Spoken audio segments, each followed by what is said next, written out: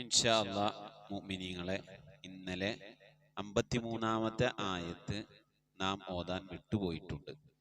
ആദ്യം ആ ആയത്ത് ഓതിയ ശേഷം ഇന്നത്തെ പാഠമായ 70ാമത്തെ ആയത്ത് മുതൽ ഇൻഷാ അല്ലാഹ് നമുക്ക് പാരായണം ചെയ്യാം.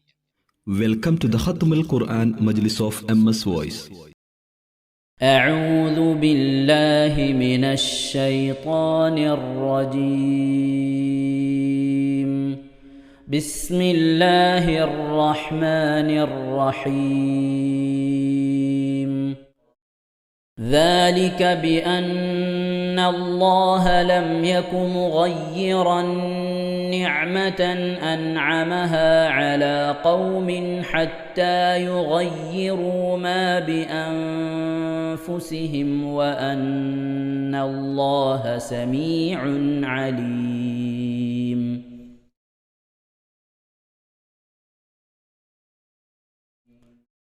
يا أيها النبي قل لمن في أيديكم من الأسرى إن يعلم الله في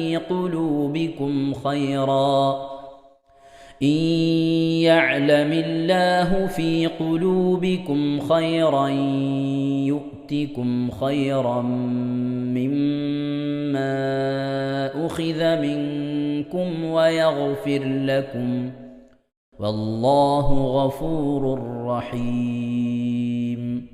وإن يريدوا خيانتك فقد خانوا الله من قبل فأمكن منهم والله عليم حكيم.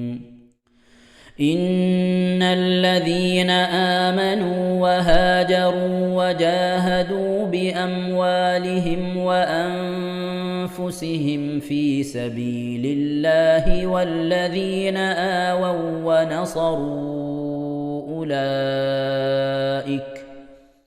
أولئك بعضهم أولياء بعض.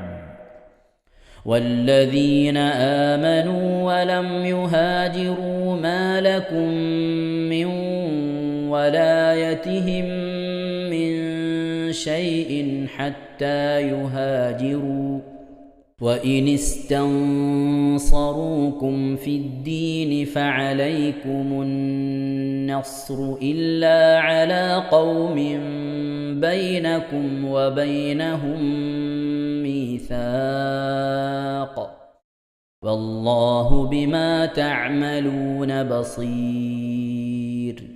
والذين كفروا بعضهم أولياء بعض إلا تفعلوه تكن فتنة في الأرض وفساد كبير.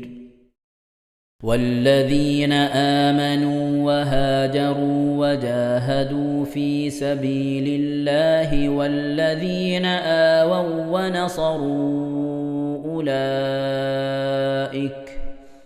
أولئك هم المؤمنون حقا لهم مغفرة ورزق كريم. والذين آمنوا من بعد وهاجروا وجاهدوا معكم فأولئك منكم وأولو الأرحام بعضهم أولى ببعض في كتاب الله إن الله بكل شيء عليم. أعوذ بالله من الشيطان الرجيم. براءة من الله ورسوله إلى الذين عاهدتم من المشركين فسيحوا في الأرض 4 أشهر واعلموا أن أنكم غير معجز الله وأن الله مخزي الكافرين. وأذان من الله ورسوله إلى الناس يوم الحج الأكبر أن الله بريء من المشركين ورسوله فإن تبتم فهو خير لكم وإن توليتم فاعلموا أنكم غير معجز الله وبشر الذين كفروا بعذاب أليم. إلا الذين عاهدتم من المشركين ثم لم ينقصوكم شيئا ولم يظاهروا عليكم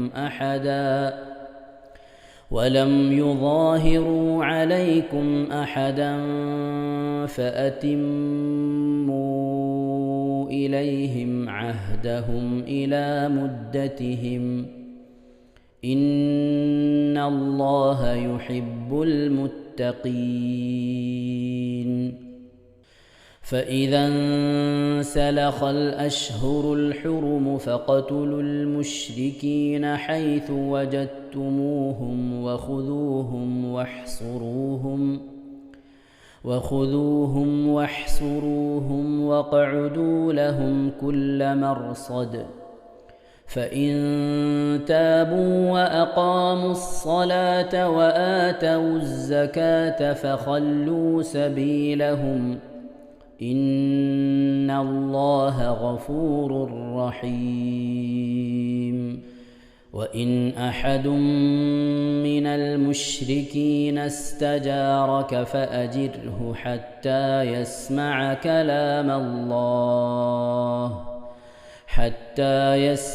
كلام الله ثم أبلغه مأمنه ذلك بأنهم قوم لا يعلمون. صدق الله العظيم. ഇൻഷാ അല്ലാഹ് പ്രിയമുള്ള മുഅ്മിനീങ്ങളെ, ഇനി നമുക്ക് അൽ കഹ്ഫ് സൂറത്ത് പാരായണം ചെയ്യാം. أعوذ بالله من الشيطان الرجيم. بسم الله الرحمن الرحيم. الحمد لله الذي أنزل على عبده الكتاب ولم يجعل له عوجا قيما لينذر بأسا شديدا من لدنه ويبشر المؤمنين الذين يعملون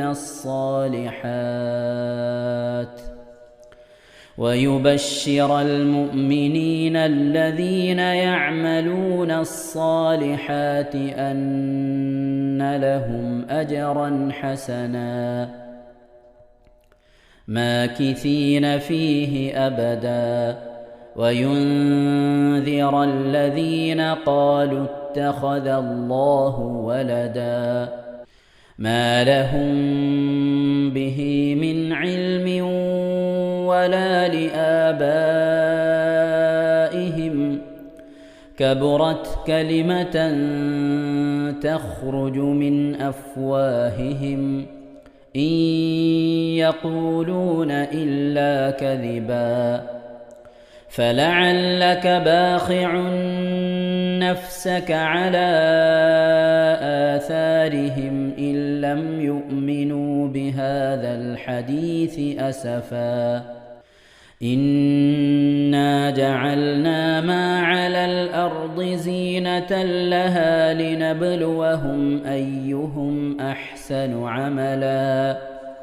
وإنا لجاعلون ما عليها صعيدا جرزا أم حسبت أن أصحاب الكهف والرقيم كانوا من آياتنا عجبا إذ أوى الفتية إلى الكهف فقالوا ربنا آتنا من لدنك رحمة وهيئ لنا من أمرنا رشدا فضربنا على آذانهم في الكهف سنين عددا ثم بعثناهم لنعلم أي الحزبين أحصى لما لبثوا أمدا نحن نقص عليك نبأهم بالحق إنهم فتية آمنوا بربهم وزدناهم هدى وربطنا على قلوبهم إذ قاموا فقالوا ربنا رب السماوات والأرض لن ندعو من دونه إلها لقد قلنا إذا شططا هؤلاء قومنا اتخذوا من دونه آلهة لولا يأتون عليهم بسلطان بين فمن أظلم ممن افترى على الله كذبا وإذ اعتزلتموهم وما يعبدون إلا الله فأووا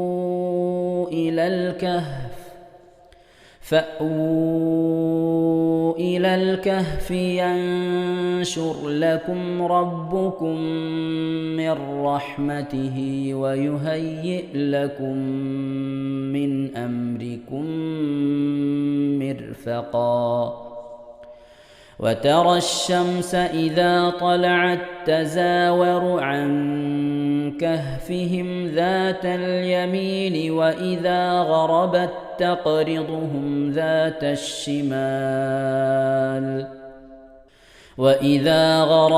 تقرضهم ذات الشمال وهم في فجوة منه ذلك من آيات الله من يهد الله فهو المهتد ومن يضلل فلن تجد له وليا مرشدا وتحسبهم أيقاظا وهم رقود ونقلبهم ذات اليمين وذات الشمال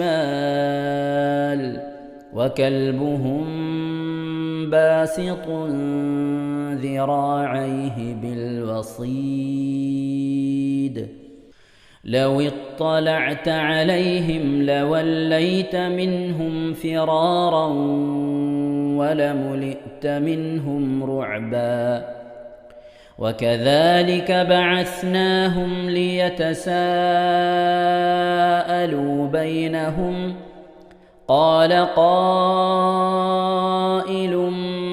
منهم كم لبثتم قالوا لبثنا يوما أو بعض يوم قالوا ربكم أعلم بما لبثتم فابعثوا أحدكم بورقكم هذه إلى المدينة فلينظر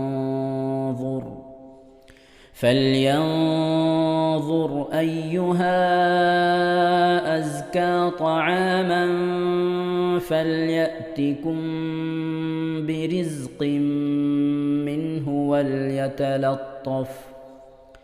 وليتلطف ولا يشعرن بكم أحدا إنهم إن يظهروا عليكم يرجموكم أو يعيدوكم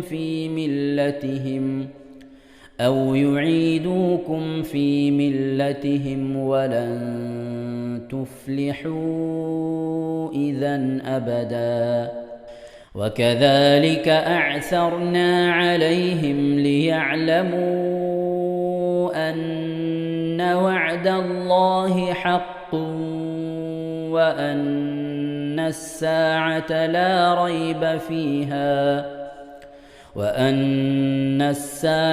لا ريب فيها إذ يتنازعون بينهم أمرهم فقالوا بنوا عليهم بنيانا ربهم أعلم بهم قال الذين غلبوا على أمرهم لنتخذن عليهم مسجدا.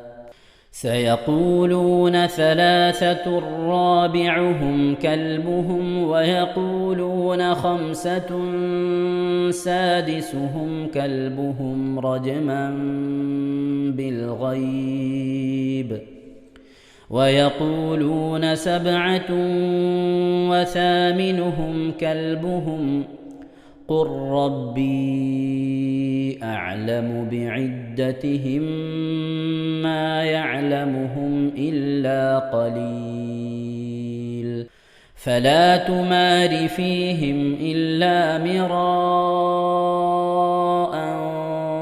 ظاهرا ولا تستفت فيهم منهم أحدا ولا تقولن لشيء إني فاعل ذلك غدا إلا أن يشاء الله واذكر ربك إذا نسيت وقل عسى أن يهديني ربي لأقرب من هذا رشدا.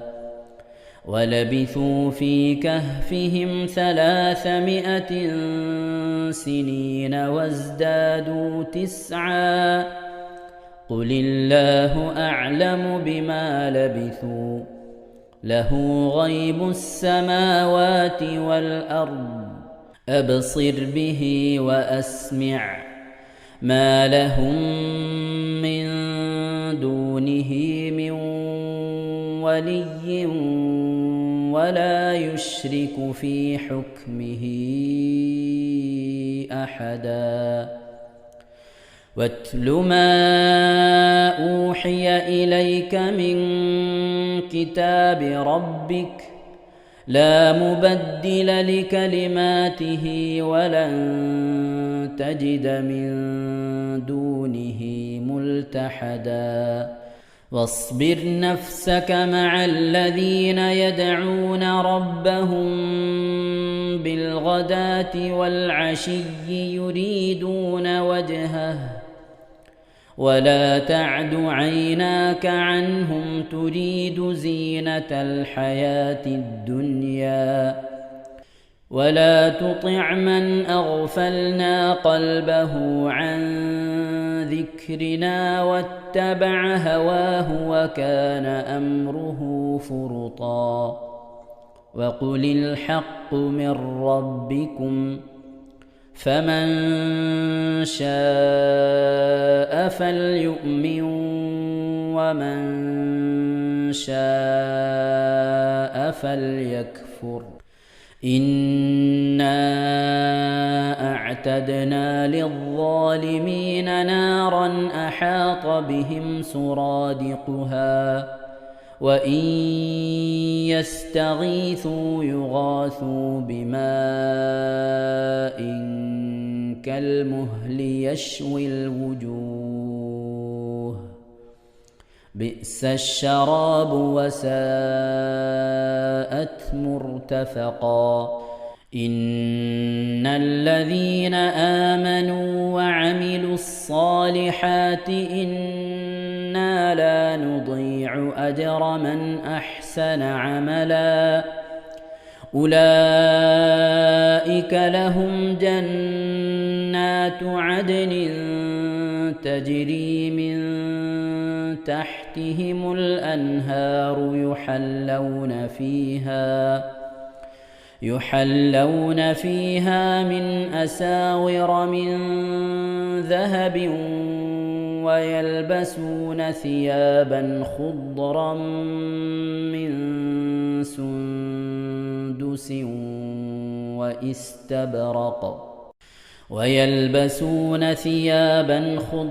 من سندس واستبرق متكئين فيها على الأرائك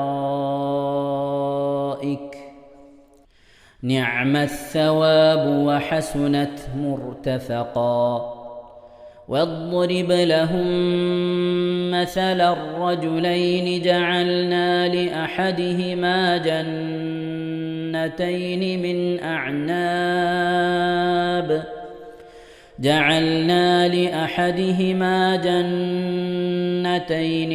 أعناب وحففناهما بنخل وجعلنا بينهما زرعا كلتا الجنتين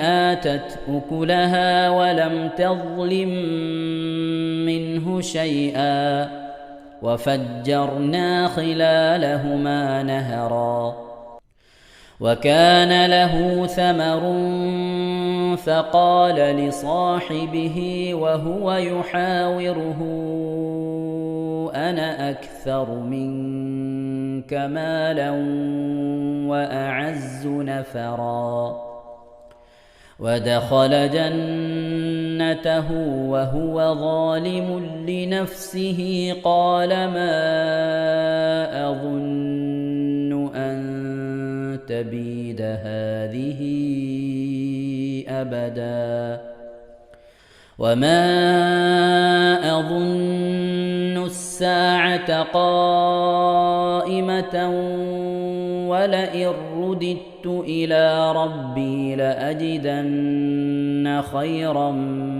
منها منقلبا قال له صاحبه وهو يحاوره أكفرت بالذي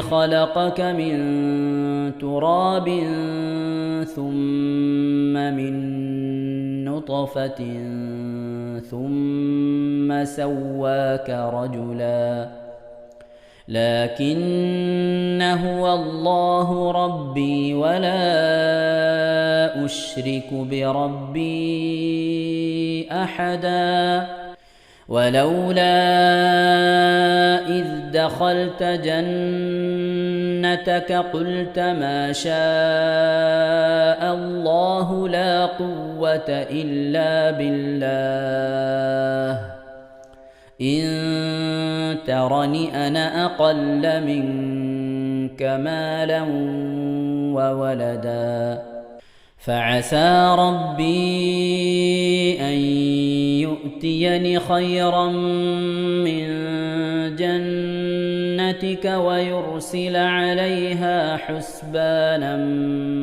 من السماء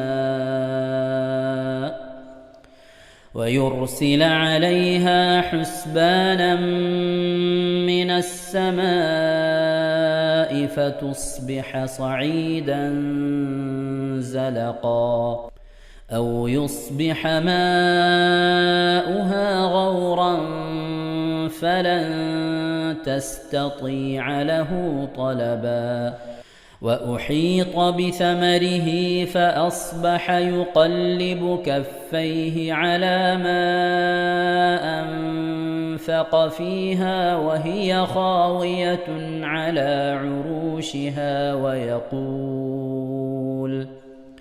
ويقول يا ليتني لم أشرك بربي أحدا ولم تكن له فئة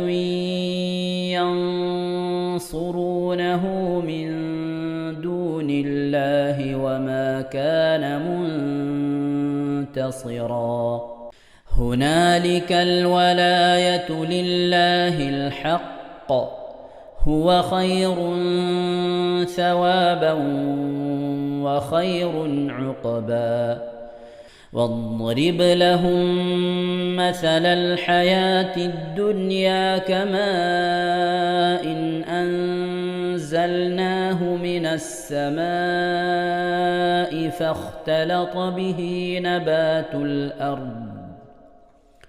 فاختلط به نبات الأرض فأصبح هشيما تذروه الرياح وكان الله على كل شيء مقتدرا المال والبنون زينة الحياة الدنيا والباقيات الصالحات خير عند ربك ثوابا وخير أملا ويوم نسير الجبال وترى الأرض بارزة وحشرناهم فلم نغادر منهم أحدا وعرضوا على ربك صفا لقد جئتمونا كما خلقناكم أول مرة بل زعمتم أن لن نجعل لكم موعدا ووضع الكتاب فترى المجرمين مشفقين مما فيه ويقولون يا ويلتنا ما لهذا الكتاب لا يغادر صغيرة ولا كبيرة إلا أحصاها ووجدوا ما عملوا حاضرا ولا يظلم ربك أحدا وإذ قلنا للملائكة اسجدوا لآدم فسجدوا إلا إبليس كان من الجن ففسق عن أمر ربه أفتتخذونه وذريته أولياء من دوني وهم لكم عدو بئس للظالمين بدلا ما أشهدتهم خلق السماوات والأرض ولا خلق أنفسهم وما كنت متخذ المضلين عضدا ويوم يقول نادوا شركائي الذين زعمتم فدعوهم فلم يستجيبوا لهم وجعلنا بينهم موبقا ورأى المجرمون النار فظنوا أنهم مواقعوها ولم يجدوا عنها مصرفا ولقد صرفنا في هذا القرآن للناس من كل مثل وكان الإنسان أكثر شيء جدلا وما منع الناس أن يؤمنوا إذ جاءهم الهدى ويستغفروا ربهم إلا أن تأتيهم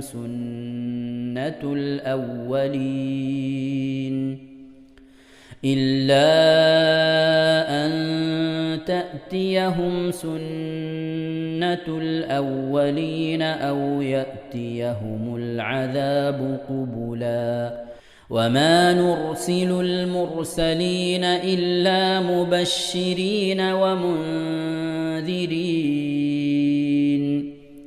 ويجادل الذين كفروا بالباطل ليدحضوا به الحق واتخذوا آياتي وما أنذروا هزوا ومن أظلم ممن ذكر بآيات ربه فأعرض عنها ونسي ما قدمت يداه إنا جعلنا على قلوبهم أكنة أن يفقهوه وفي آذانهم وقرا وإن تدعهم إلى الهدى فلن يهتدوا إذن أبدا وربك الغفور ذو الرحمة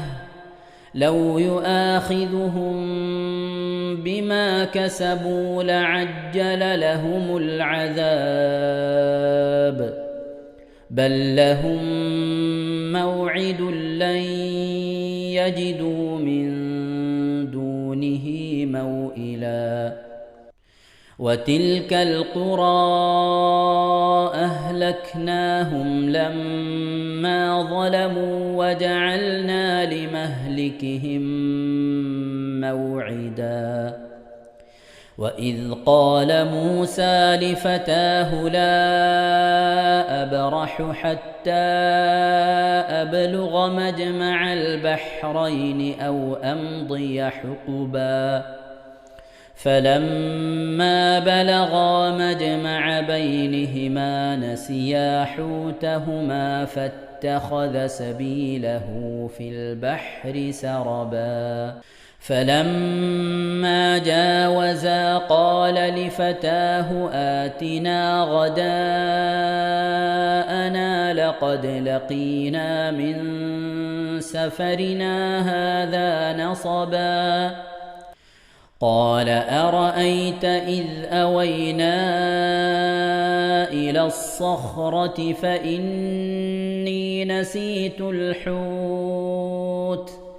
فإني نسيت الحوت وما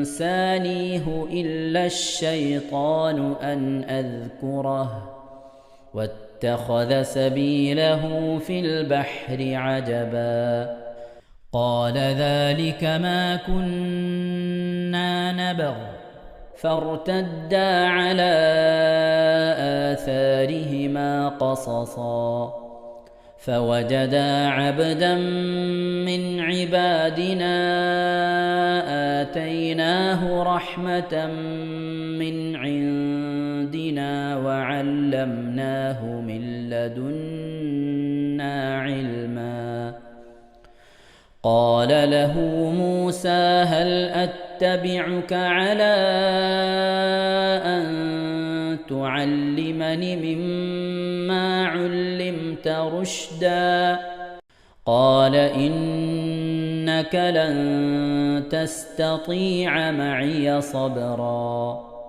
وكيف تصبر على ما لم تحط به خبرا قال ستجدني إن شاء الله صابرا ولا أعصي لك أمرا قال فإن اتبعتني فلا تسألني عن شيء حتى أحدث لك منه ذكرا فانطلقا حتى إذا ركبا في السفينة خرقها قال أخرقتها لتغرق أهلها لقد جئت شيئا إمرا قال ألم أقل إنك لن تستطيع معي صبرا قال لا تؤاخذني بما نسيت ولا ترهقني من أمري عسرا فانطلقا حتى إذا لقيا غلاما فقتله قال أقتلت نفسا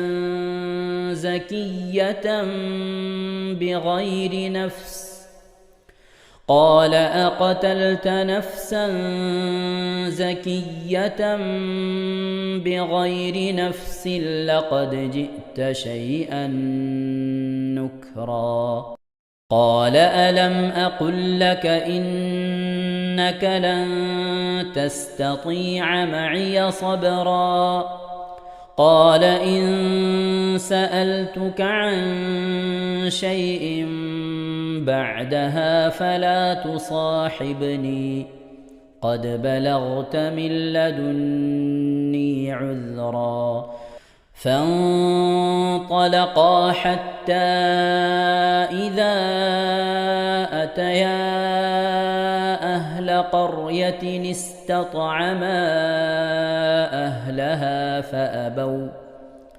فأبوا أن يضيفوهما فوجدا فيها جدارا يريد أن ينقض فأقامه قال لو شئت لاتخذت عليه أجرا قال هذا فراق بيني وبينك سأنبئك بتأويل ما لم تستطع عليه صبرا أما السفينة فكانت لمساكين يعملون في البحر فأردت أن أعيبها وكان وراءهم ملك يأخذ كل سفينة غصبا وأما الغلام فكان أبواه مؤمنين فخشينا أن يرهقهما طغيانا وكفرا فأردنا أن يبدلهما ربهما خيرا منه زكاة وأقرب رحما وأما الجدار فكان لغلامين يتيمين في المدينة وكان تحته كنز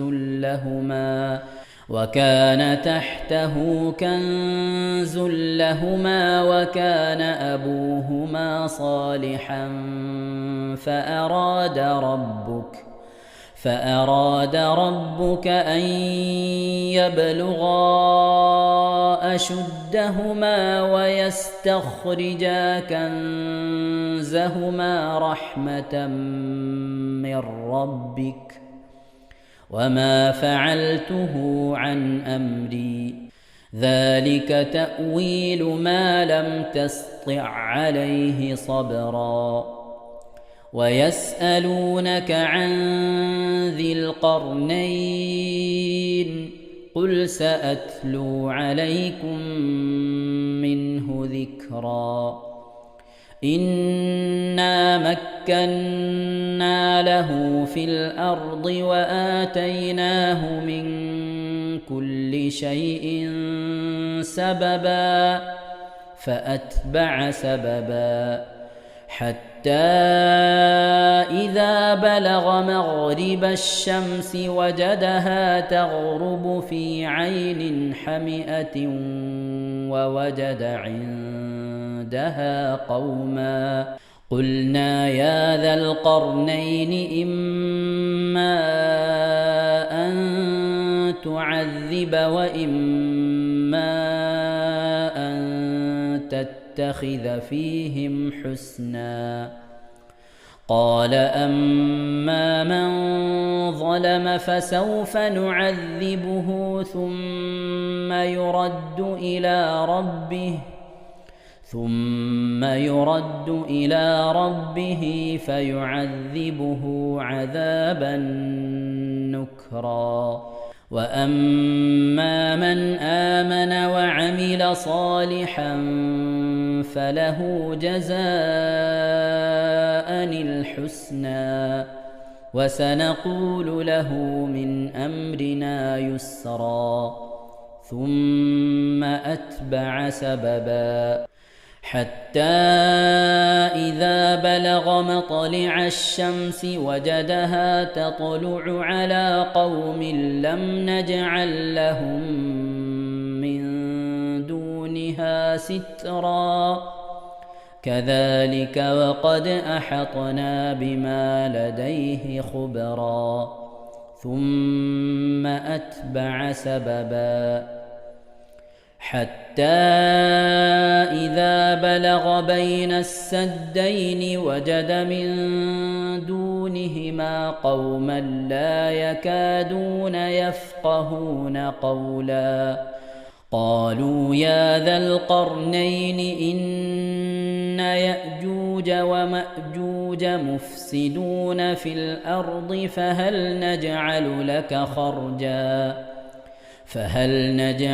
لك خرجا على أن تجعل بيننا وبينهم سدا قال ما مكني فيه ربي خير فأعينوني بقوة أجعل بينكم وبينهم ردما آتوني زبر الحديد حتى إذا ساوى بين الصدفين قال انفخوا حتى إذا جعله نارا قال آتوني أفرغ عليه قطرا فما استطاعوا أن يظهروه وما استطاعوا له نقبا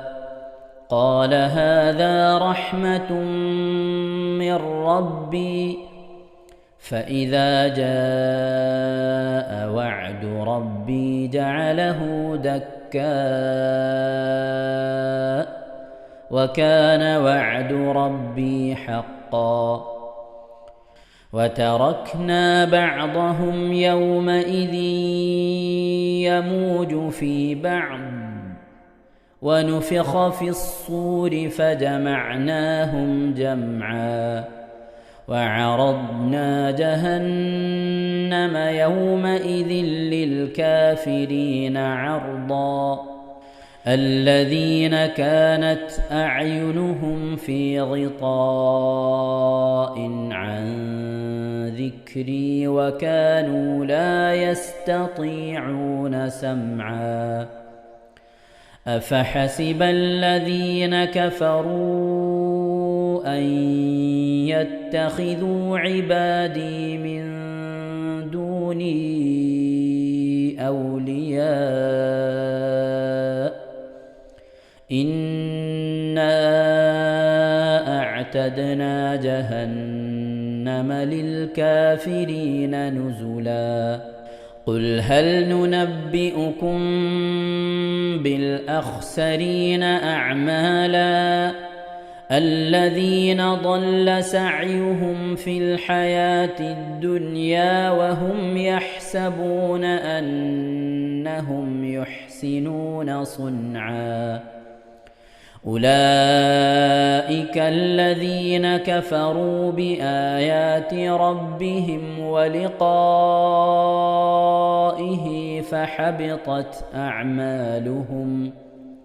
فحبطت أعمالهم فلا نقيم لهم يوم القيامة وزنا ذلك جزاؤهم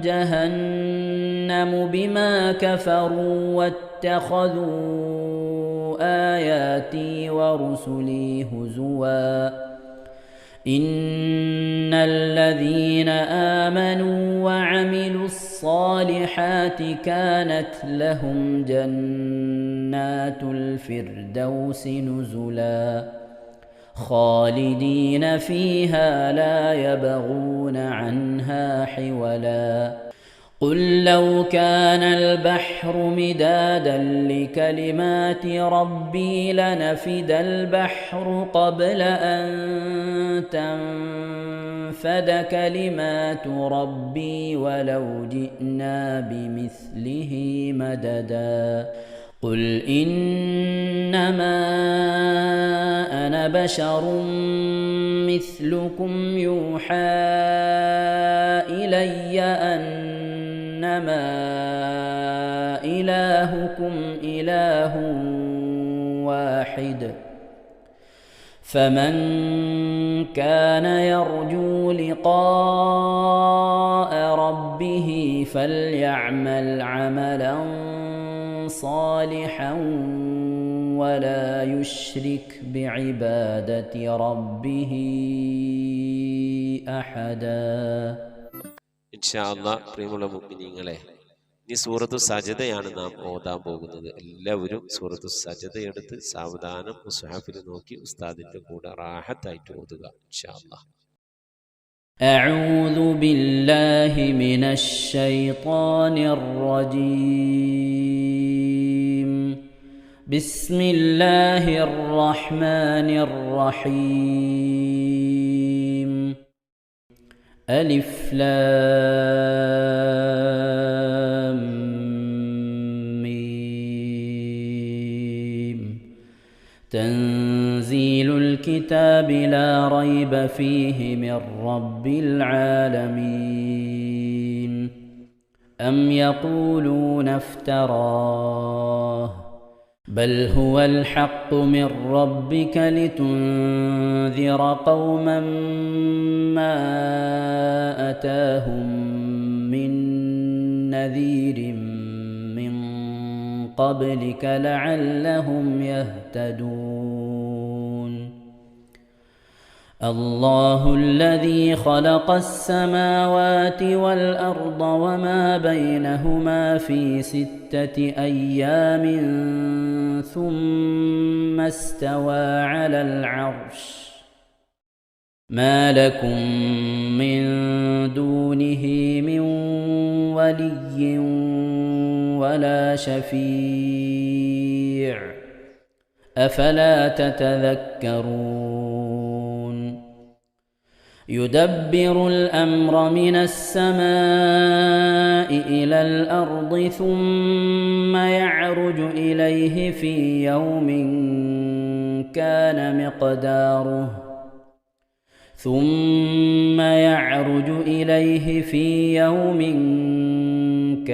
مقداره 1000 سنة مما تعدون. ذلك عالم الغيب والشهادة العزيز الرحيم الذي أحسن كل شيء خلقه وبدأ خلق الإنسان من طين ثم جعل نسله من سلالة من ماء مهين ثم سواه ونفخ فيه من روحه وجعل لكم السمع والأبصار والأفئدة قليلا ما تشكرون. وقالوا أإذا ضللنا في الأرض أإنا لفي خلق جديد بل هم بلقاء ربهم كافرون. قل يتوفاكم ملك الموت الذي وكل بكم ثم إلى ربكم ترجعون ولو ترى إذ المجرمون ناكسوا رؤوسهم عند ربهم ربنا أبصرنا وسمعنا فارجعنا نعمل صالحا إنا موقنون ولو شئنا لآتينا كل نفس هداها ولكن حق القول مني لأملأن جهنم من الجنة والناس أجمعين فذوقوا بما نسيتم لقاء يومكم هذا إنا نسيناكم وذوقوا عذاب الخلد بما كنتم تعملون إنما يؤمن بآياتنا الذين إذا ذكروا بها خروا سجدا وسبحوا بحمد ربهم وهم لا يستكبرون. ഇൻഷാ അല്ലാഹ് പ്രിയമുള്ള മുഅ്മിനീങ്ങളെ, ഇവിടെ തിലാവത്തിന്റെ സുജൂദ് ചെയ്യൽ സുന്നത്തുണ്ട്. ഞാൻ തിലാവത്തിന്റെ സുജൂദ് ചെയ്യുന്നു എന്ന് നിയ്യത്ത് ചെയ്ത് അല്ലാഹു അക്ബർ എന്ന് പറഞ്ഞ് കൈകെട്ടി നേരെ ഒരു സുജൂദിലേക്ക് പോവുക. സുജൂദിൽ സജ്ജദ വജ്ഹിയലില്ലദി ഖലഖഹു വഖദ്ദറഹു വശഖ സമഅഹു വബസറഹു ബിഹൗലിഹി വഖുവ്വതിഹി ഫതബാറകല്ലാഹു അഹ്സനുൽ ഖാലിഖീൻ എന്നുള്ള ദിക്ർ ഒരു വട്ടം ചൊല്ലുക. അത് അറിയുന്നവർ അത് ചൊല്ലുക, അല്ലെങ്കിൽ സുബ്ഹാന റബ്ബിൽ അഅല വബിഹംദിഹി എന്ന് ചൊല്ലുക.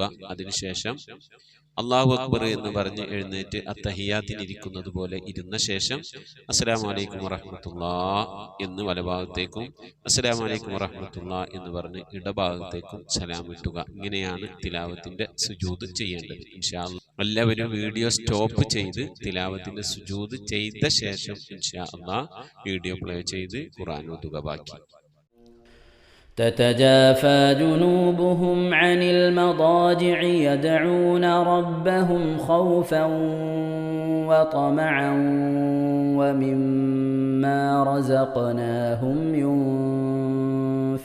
ينفقون فلا تعلم نفس ما أخفي لهم من قرة أعين جزاء بما كانوا يعملون أفمن كان مؤمنا كمن كان فاسقا لا يستوون أما الذين آمنوا وعملوا الصالحات فلهم جنات المأوى نزلا بما كانوا يعملون وأما الذين فسقوا فمأواهم النار كلما أرادوا أن يخرجوا منها أعيدوا فيها وقيل لهم ذوقوا عذاب النار الذي كنتم به تكذبون ولنذيقنهم من العذاب الأدنى دون العذاب الأكبر لعلهم يرجعون ومن أظلم ممن ذكر بآيات ربه ثم أعرض عنها إنا من المجرمين منتقمون ولقد آتينا موسى الكتاب فلا تكن في مرية من لقائه وجعلناه هدى لبني إسرائيل وجعلنا منهم أئمة يهدون بأمرنا لما صبروا وكانوا بآياتنا يوقنون إن ربك هو يفصل بينهم يوم القيامة فيما كانوا فيه يختلفون أولم يهد لهم كم أهلكنا من قبلهم من القرون يمشون في مساكنهم إن في ذلك لآيات أفلا يسمعون أولم يروا أنا نسوق الماء إلى الأرض الجرز فنخرج به زرعا تأكل منه أنعامهم وأنفسهم أفلا يبصرون ويقولون متى هذا الفتح إن كنتم صادقين قل يوم الفتح لا ينفع الذين كفروا إيمانهم ولا هم ينظرون فأعرض عنهم وانتظر إنهم منتظرون صدق الله العظيم. ഇൻഷാ അല്ലാഹ് പ്രിയമുള്ള മുഅ്മിനീങ്ങളെ, ഇനി അള്ളാഹുവിൻ്റെ പരിശുദ്ധ നാമങ്ങൾ അടങ്ങിയ അസ്മാഉൽ ഹുസ്ന ചൊല്ലി ദുആ ചെയ്യാനാണ് പോകുന്നത്. ഇൻഷാ അല്ലാഹ് അള്ളാഹുവിൻ്റെ പരിശുദ്ധമായ നാമങ്ങൾ അസ്മാഉൽ ഹുസ്ന ഇവിടെ നിന്ന് ചൊല്ലിത്തരും. നിങ്ങളെല്ലാവരും ഒപ്പം കേട്ട് ചെല്ലുക. അള്ളാഹു നമ്മെ ഏവരെയും അവൻ്റെ റിള ലഭിക്കുന്നവരുടെ കൂട്ടത്തിൽ, തൃപ്തി ലഭിക്കുന്നവരുടെ കൂട്ടത്തിൽ, നമ്മുടെയൊക്കെ ആഖിബത്ത് നന്നാവുന്നവരുടെ കൂട്ടത്തിൽ ഉൾപ്പെടുത്തി അനുഗ്രഹിക്കട്ടെ. ആമീൻ യാ റബ്ബൽ ആലമീൻ. أعوذ بالله من الشيطان الرجيم. أعوذ بالله من الشيطان الرجيم. بسم الله الرحمن الرحيم. بسم الله الرحمن الرحيم. اللهم إنا نسألك ونتوسل إليك ونتضرع إليك بأسمائك الحسنى يا الله يا رحمن يا الله يا رحيم يا الله يا ملك يا الله يا قدوس يا الله يا سلام يا الله يا مؤمن يا الله يا مهيمن يا الله يا عزيز يا الله يا جبار يا الله يا متكبر يا الله يا خالق يا الله يا بارئ يا الله يا مصور يا الله يا غفار يا الله يا قهار يا الله يا وهاب يا الله يا رزاق يا الله يا فتاح يا الله يا يا يا الله عليم يا الله يا عليم يا يا الله قابل يا الله يا قابل يا يا الله باسط يا الله يا باسط يا يا الله خافل يا الله يا خافض يا يا الله رافع يا الله يا رافع يا الله يا معز يا الله يا معز يا الله يا مذل يا الله يا مذل يا يا الله سميع يا الله يا سميع يا الله يا بصير يا الله يا بصير يا يا الله حكم يا الله يا حكم يا يا الله عدل يا الله يا عدل يا يا الله لطيف يا الله يا لطيف يا يا الله خبير يا الله يا خبير يا يا الله حليم يا الله يا حليم يا يا الله عظيم يا الله يا عليم يا يا الله غفور يا الله يا غفور يا يا الله شكور يا الله يا شكور يا يا الله علي يا الله يا علي يا يا الله كبير يا الله يا كبير يا يا الله حفيظ يا الله يا حفيظ يا يا الله مقيت يا الله يا مقيت يا يا الله حسيب يا الله يا حسيب يا يا الله جليل يا الله يا جليل يا يا الله كريم يا الله يا كريم يا يا الله رقيب يا الله يا رقيب يا يا الله مجيب يا الله يا مجيب يا يا الله واسع يا الله يا واسع يا يا الله حكيم يا الله يا حكيم يا الله يا ودود يا الله يا ودود يا الله يا مجيد يا الله يا مجيد يا يا الله باعث يا الله يا باعث يا يا الله شهيد يا الله يا شهيد يا يا الله حق يا الله يا حق يا الله يا وكيل يا الله يا وكيل يا الله يا قوي يا الله يا قوي يا يا الله متين يا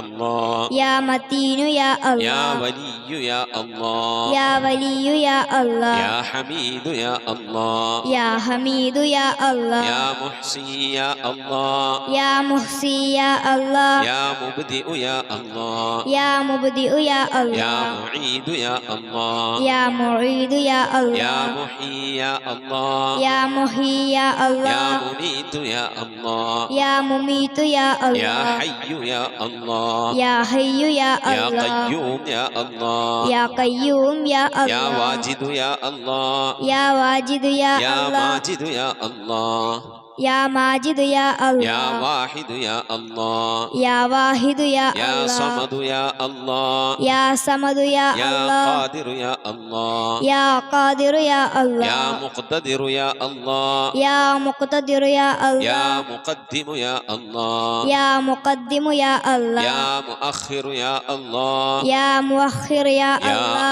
أول يا الله يا أول يا الله يا آخر يا الله يا آخر يا يا الله ظاهر يا الله يا ظاهر يا يا الله باطن يا الله يا باطن يا يا الله والي يا الله يا والي يا الله يا متعالي يا الله يا متعالي يا يا الله بر يا الله يا بر يا يا الله تواب يا الله يا تواب يا يا الله منتقم يا الله يا منتقم يا يا الله عفو يا الله يا غفور يا يا الله رؤوف يا الله يا رؤوف يا يا الله مالك الملك يا الله يا مالك الملك يا الله يا ذا الجلال والإكرام يا الله يا ذا الجلال والإكرام يا يا الله مقسط يا الله يا مقسط يا الله يا جامع يا الله يا جامع يا الله يا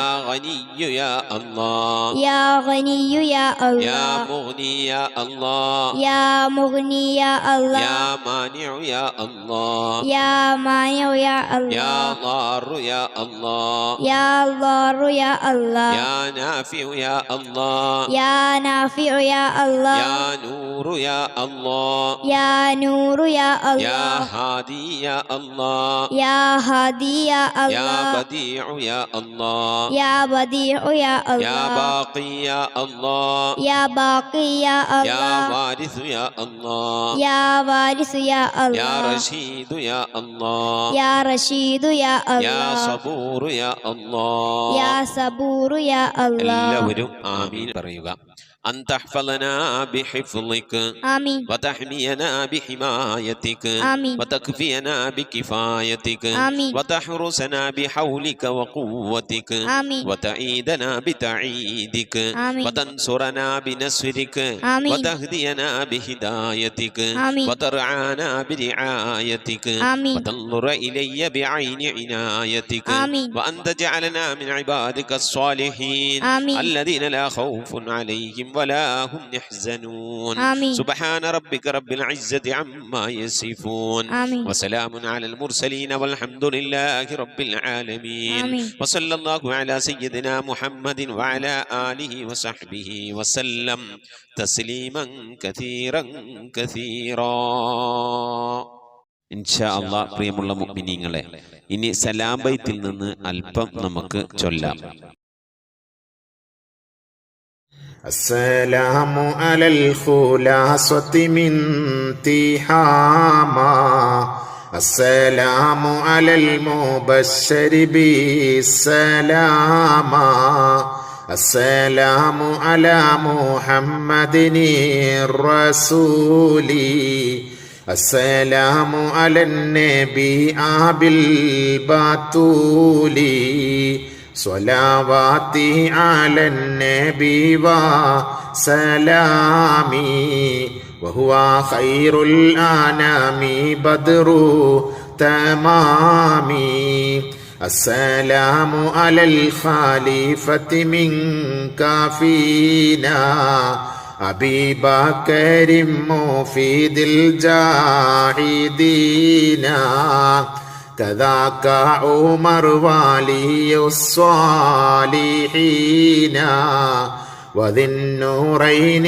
رئيس الناسكين صلواتي على النبي والسلام وهو خير الأنام بدر تمامي كذاك علي السامي يقينا وآلك كلهم والتابعين السلام على صحابك أجمعين وتابعيهم وتابع التابعين صلواتي على النبي والسلام وهو خير الأنام بدر تمامي